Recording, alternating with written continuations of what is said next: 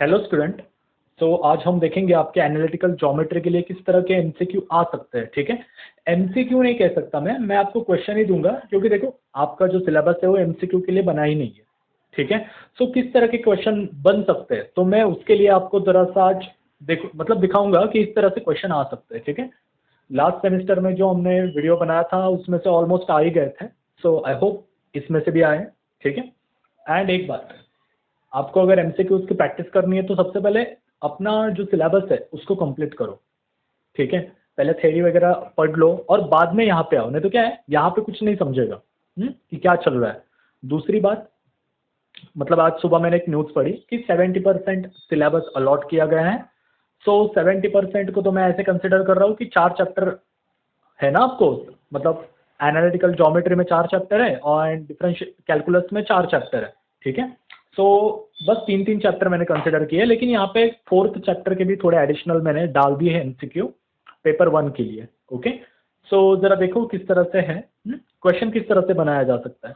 सो यहाँ पे दिया है कि point x why it's 2,3 and H comma के आर -2,4, देन आपको फाइंड करना है एक्स डैश वाई डैश। तो यहाँ पे ये रोटेशनल एक्सिस का है जो आपने इसका देखा होगा। सो एक्स डैश, एक सेकेंड, सो एक्स डैश की वैल्यू आती है अपनी x minus h, y dash की वैल्यू आती है y माइनस के। सो ये हमने लेक्चर्स में कर चुके हैं। ठीक है, तो उसके बारे में इतनी मुझे चिंता करने की जरूरत नहीं, आप यहाँ से इजीली निकाल सकते हो। सो उसका ऑप्शन ए है, मतलब इस तरह से एमसीक्यू बनेगा। Okay, then second one it's same. So यहाँ पे भी आपको वही करना है, तो इसका ऑप्शन सी है। जरा सॉल्व करके देखो, पीछे मैंने फॉर्मूला बता दिया है। सेम यहाँ पे भी वही किस्सा, मतलब सेम सेम ऑप्शन आएंगे, देखो आपको किस तरह से करना है। और एक बात, एमसीक्यू आपको वही देंगे जो आपसे हो सकते हैं, ऐसा नहीं कि एकदम बड़ा 2-3 पेज का क्वेश्चन। हाँ, हार्डली मतलब देखो एक हाथ दो सम आ सकते हैं, एक हाथ दो नहीं 5-6 सम आ सकते हैं, उसको हम कुछ नहीं कर सकते। ठीक है, चलो आगे, यहाँ पे भी वही 4th वन में, देन 5th वन भी वही। देखो जस्ट, हाँ ये थोड़ा अलग है, ये हम एंगल के थ्रू रोटेट कर रहे हैं, वो हम पॉइंट के थ्रू रोटेट कर रहे थे, ये एंगल के थ्रू है। सो इसका फॉर्मूला आपको पता होगा शायद से, x dash is equal to x cos theta minus y sine theta, then y dash is equal to x sine theta upon something, ऐसे कुछ तो फॉर्मूला है। सो उसके अंदर आपको थीटा की वैल्यू डालनी है, ये एक्स की वैल्यू डालनी है, just find out the x dash यानी y dash. Then next one is same. So इसका आंसर आपको निकालना होगा, this is homework for you. ठीक है, इसके मैंने निकाल के रख दिए 7th और 8th के। ठीक है, जरा उसको ठीक से देखो, जरा थीटा वगैरह पुट करो। सबसे इसी है, यहाँ पे देखो cot 2 theta is equal to -3/5। So आप बोलोगे थीटा क्या आएगा, सबसे पहले कि 2 थीटा हो जाएगा cot -3/5, और ये हो जाएगा theta is equal to 1/2 cot -3/5। Alright, तो आपको cot मिल गया। सो आई थिंक इसकी cot इनवर्स आएगा, आई एम सॉरी। सो इसकी वैल्यू निकाल लो, कैल्सी वगैरह होगी, इसकी वैल्यू निकाल लो, एंड देन आप इसके अंदर पुट करना, मतलब इसको साइन में कन्वर्ट करो। नहीं तो आपको पता है tan inverse theta is nothing but 1/cot inverse theta is like this. You can use this formula also. तो tan मिल जाने के बाद, मतलब हमने ये टाइप का सम किया है। हाँ, ट्राइंगल मेथड से भी आप इसे सॉल्व कर सकते हो। ठीक है, तो cot थीटा क्या होता है आपको पता है, hypotenuse upon adjacent. So you can put the values here and just do it. Then use the discriminant b square minus 4ac to decide whether the equation represent a parabola, ellipse और hyperbola। मतलब क्या, देखो आपको question इस तरह से आएगा कि ये जो दिया हुआ इक्वेशन है ये क्या रिप्रेजेंट करता है, ellipse, hyperbola, parabola, circle, rectangular hyperbola या व्हाटएवर इंटरसेक्टिंग लाइंस। ठीक है, इसके बारे में मैंने लेक्चर के अंदर ठीक से बताया, पहले वो देखो। ये देखो, ये बी स्क्वायर माइनस 4ac आपको फाइंड करना है। अगर ये ग्रेटर देन 0 रहा तो क्या होगा, लेस देन 0 रहा तो क्या होगा, इक्वल टू 0 रहा तो क्या होगा। ठीक है, सो ये बातें हैं। सो ये सारे 6 के 6 क्वेश्चन है मेरे पास, अलग अलग टाइप्स के, शायद से एक आध आपको टेक्स्ट बुक में भी मिल जाएगा। सो इसके आंसर मैंने देना ही आपको 10 क्वेश्चन मैंने सिलेक्ट किए हैं, और इसके आंसर आपके स्क्रीन के सामने कि आपके ये आंसर आने चाहिए। So equation 1 is ellipse, equation 2 is hyperbola. ये सारे क्वेश्चन एक नोटबुक में लिखो, क्योंकि क्या होता है जब एग्जाम आती है ना, तो आप ये वीडियो खोल के तो नहीं देख सकते ना। So you have to just, हाँ ये क्वेश्चन हाँ इस तरीके से सॉल्व कर सकते हैं। ठीक है, देन यहाँ पे the vertices of this given equation will what, मैंने आपको एक फॉर्मूला दिया था वर्टाइसेस का, AH minus BG, like this AH minus BG upon a b minus h square, then a f minus h g, something like this, a b minus h square, इस तरह के कुछ तो फॉर्मूला है। तो उसके अंदर आपको बस एच जी बी जो कुछ भी वैल्यूज डाल के बस ये निकाल लेना है, काम खत्म कर देना है। ठीक है, next one, direction cosines of the line equally incline to the axis are. ठीक है, मतलब एक क्वेश्चन है, what are the direction cosines of the line equally incline to the axis. Equally incline मतलब क्या, थीटा आर सेम। ठीक है, मतलब cos alpha is equal to cos beta is equal to cos gamma. ठीक है, तो हमारे पास रिलेशन है l square plus n square plus n square is equal to 1। So ये तीनों इक्वल है। सो यहाँ पे क्या आ जाएगा, 3l square is equal to 1, that is l square is equal to 1/3, that is l is equal to plus minus 1/√3। तो यही है, देखो कितना सिंपल है। ये आपका 12th का क्वेश्चन है। ठीक है लेकिन आपको फर्स्ट ईयर में भी है। देन यहाँ पे direction cosines LMN of two lines are connected by the relation. ये हम सम भी आपने 12th में सॉल्व किया, हमने यहाँ पे लेक्चर में भी सॉल्व किया है। तो इसको किस तरह से सॉल्व कर सकते हैं, मैं मतलब डिस्क्रिप्शन में लिंक दे दूंगा वो लेक्चर की, सो जाके जरा देखो इसको किस तरह से सॉल्व करते हैं। तो इसके आंसर से यहाँ पे L1 M1 N1 of direction ratios of first या second line whatever you want to do, and L2 M2 N2 and remaining line का होगा। देन आगे आगे भी वही किससे कहानी, यहाँ पर भी वही, यहाँ पर भी वही। Then find the angle between the plane. अब ये सेकंड चैप्टर स्टार्ट हो गया अपना। एंगल बिटवीन द प्लेन क्या आएगा, एंगल बिटवीन द प्लेन आपको पता है cos theta. So you can easily find out, मतलब यहाँ पे 3 इक्वेशन है, तीनों के आंसर मैंने देख के रखे हैं।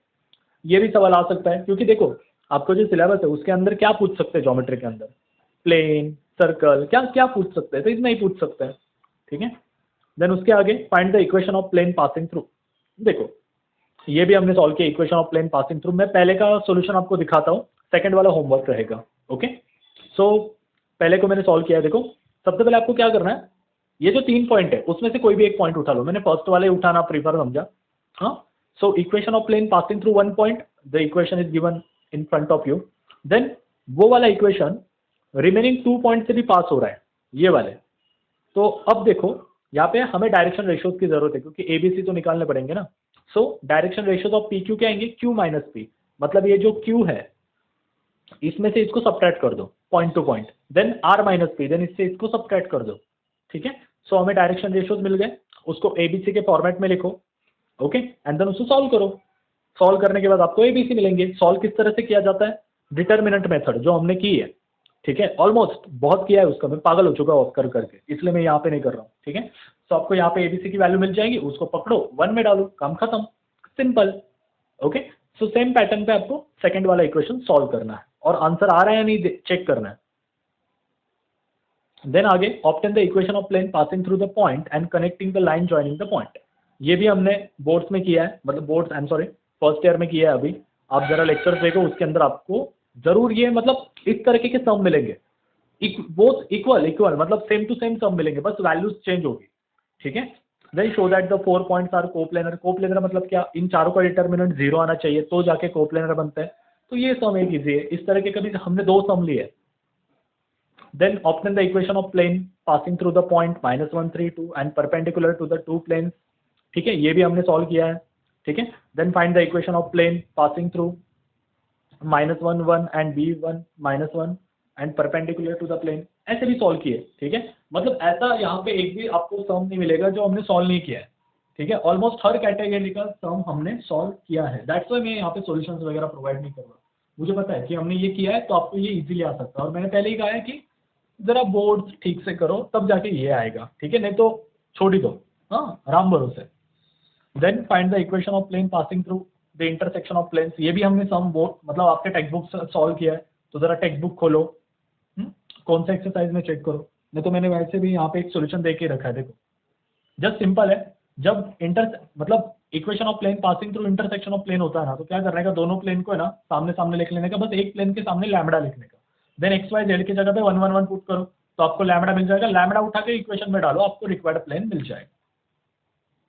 Then obtain the equation of plane passing through plane and contain the origin. Same situation, lambda लिख दो, ओरिजिन बोल रहा है तो 0 0 लिख दो, आपको कुछ तो लैम्बडा की वैल्यू मिलेगी, काम खत्म। इस तरीके से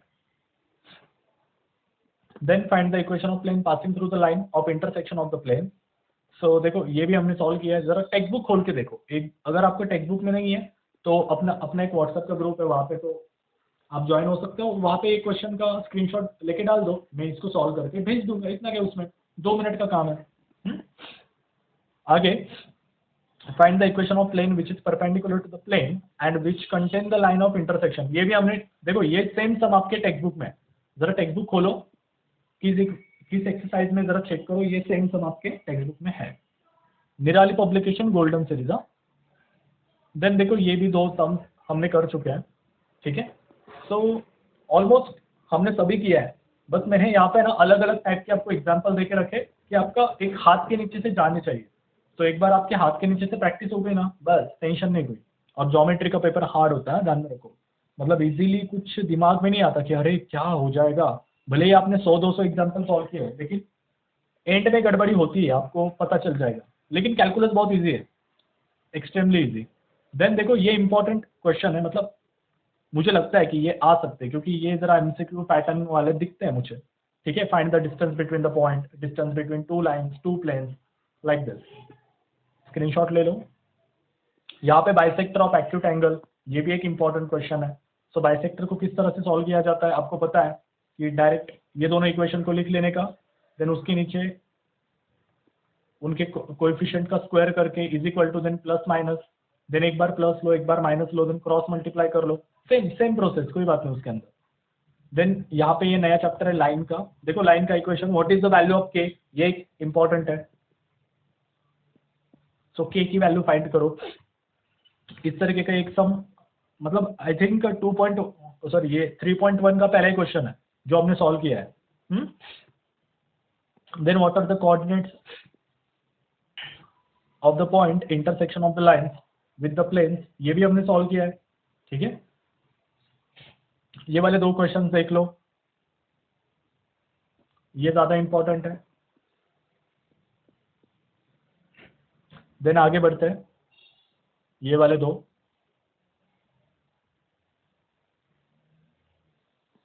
then this one is also, what is the intersecting point of the given line, मतलब ये जो 2 लाइन्स इंटरसेक्ट हो रहे तो उसका इंटरसेक्टिंग पॉइंट क्या है वो हमें निकालना चाहिए।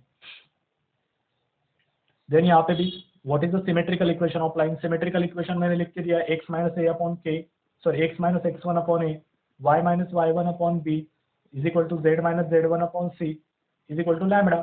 सो सिमेट्रिकल फॉर्मेट है, इसके अंदर लेके आओ, दोनों को सॉल्व करो, एबीसी पुट करो, ठीक है। एबीसी पुट करने के बाद आपको नीचे वाले ये नंबर मिल जाएंगे। देन किसी z को 0 पकड़ दो, ठीक है, z1 को 0 पुट कर दो तो आप, मतलब z को ही 0 पुट कर दो तो आपको साइमल्टेनियसली इक्वेशन मिल जाएंगे। x और y को सॉल्व करो, आपको कुछ तो वैल्यू मिलेगी, ठीक है। देन आगे what is the equation of line passing through this point and parallel to given plane, ये भी हमने किया है, ये भी किया है, ठीक है। जरा देखो गौर से। और ये स्फीयर चैप्टर का जो आने तो नहीं वाला है, लेकिन क्या पता यूनिवर्सिटी पुणे कुछ भी कर सकती है। सो यही सम आएगा, सेंटर रेडियस फाइंड करो। सेंटर रेडियस आपको पता है, आपको वो स्टैंडर्ड इक्वेशन पता होना चाहिए स्फीयर का, x square plus y square plus z square plus 2gx plus 2hy plus 2 we can say hz plus c is equal to 0। तो सेंटर क्या होता है, centre is nothing but minus g minus f minus h। Then radius क्या होती है, under root g square plus h square plus h square minus c, this is radius. So आपको ये फॉर्मूले पता होने चाहिए, just compare and find out the solution. So यहाँ पे मैंने उसके आंसर्स भी देके रखे हैं, ये सेंटर है, this is radius. Then find the equation of sphere are end point of diameter, मतलब देखो डायमीटर फॉर्म भी अपने पास है, x minus x1 x minus x2 y minus y1 y minus y2 plus z minus z1 z minus z2 is equal to 0। So ये form मिल जाएगा आपको।